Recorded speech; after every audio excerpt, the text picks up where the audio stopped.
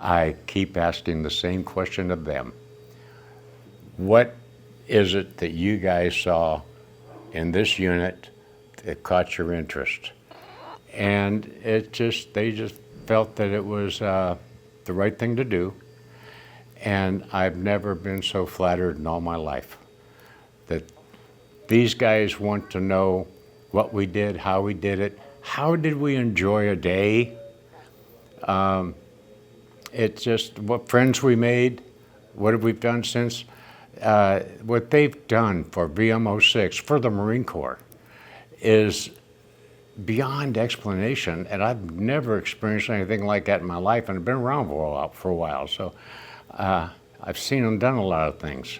These guys are amazing, and they did it all from across the pond, as they call it, without even meeting any of us, yet we feel like we're so much a family.